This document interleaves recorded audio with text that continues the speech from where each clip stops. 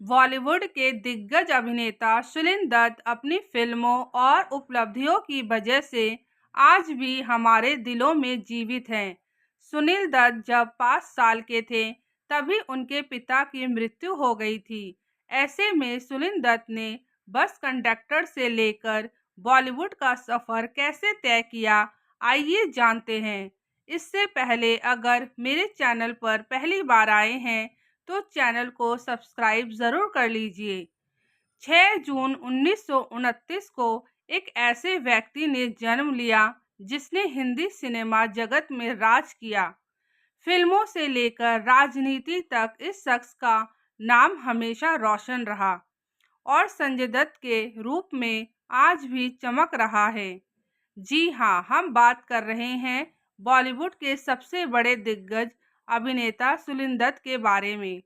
Actor Sanjay Dutt के पिताजी सुनील दत्त की जीवन की कहानी बड़े संघर्ष और उतार चढ़ावों से भरी रही, लेकिन अपनी मेहनत और लगन से उन्होंने हर क्षेत्र में सफलता के झंडे गाड़े।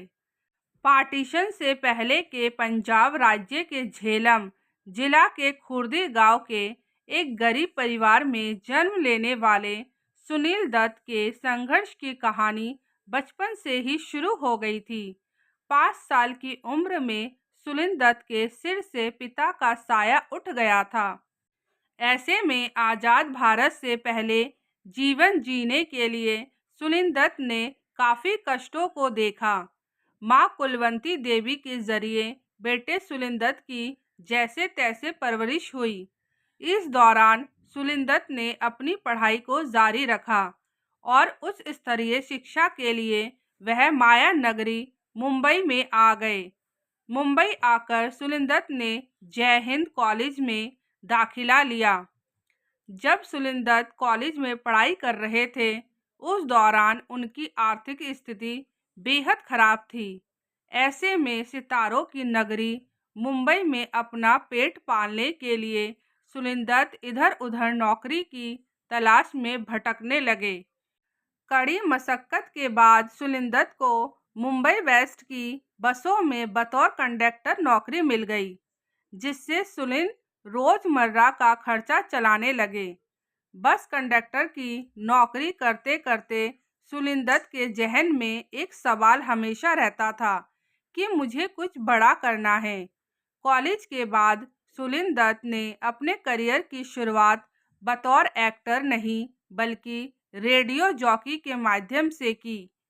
सुनील दत्त उस वक्त रेडियो में हिंदी के सबसे फेमस अनाउंसर के पद पर तैनात थे। हालांकि उनके अंदर हमेशा से एक्टर बनने का सपना पनप रहा था। कई सालों तक नौकरी करने के बाद सुनील दत्त की किस्मत तब चमकी जब आज़ाद भारत के 8 साल बाद 1955 में उन्हें पहली फिल्म मिली। फिल्म का नाम था रेलवे प्लेटफॉर्म।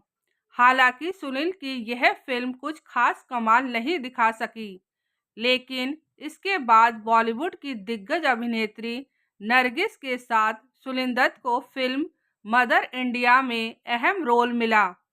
बस फिर क्या था, इसके बाद सुनील दत्त ने पीछे मुड़कर नहीं देखा और मदर इंडिया सुपरहिट साबित हुई। इतना ही नहीं, नरगिस और सुनील दत्त की मदर इंडिया भारत की पहली फिल्म बनी जिसे ऑस्कर के लिए नॉमिनेट किया गया। सुनील दत्त और नरगिस की प्रेम कहानी बॉलीवुड में सुनहरे पन्नों में लिखी गई है।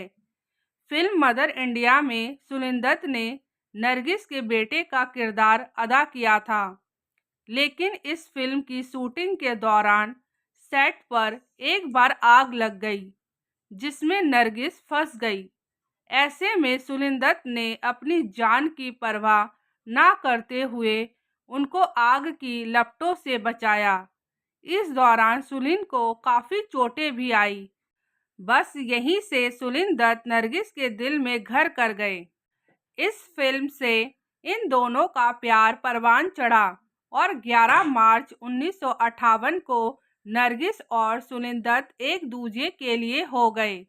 इसके बाद इन दोनों के 3 बच्चे भी हैं, जिनके नाम प्रिया दत्त, नर्मदा दत्त और सुपरस्टार एक्टर संजय दत्त हैं। इनके दम पर सुनील दत्त का नाम अभी भी रोशन हो रहा है।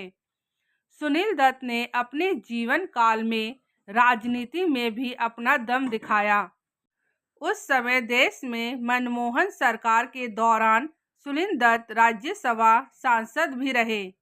इसके अलावा उन्हें इसी सरकार के तहत युवा और खेल विभाग के मंत्री पद का कार्यभार सौंपा गया। इस दौरान सुनील दत्त ने राजनीति में रहकर जरूरतमंदों को काफ़ी मदद की। फिल्म संजू में हम सबने देखा है कि एक्टर संजय दत्त के करियर को संभालने के लिए सबसे बड़ी भूमिका उनके पिता सुनील दत्त ने अदा की थी।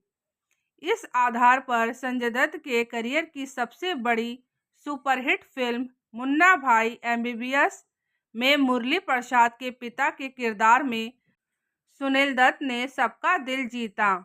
साल 2003 में यही वो आखिरी फिल्म थी जिसमें अपनी अदाकारी के जरिए सुनील दत्त सबके दिलों में घर कर गए। इसके 2 साल बाद 25 मई 2005 को हार्ट अटैक की वजह से सुनील दत्त का निधन हो गया।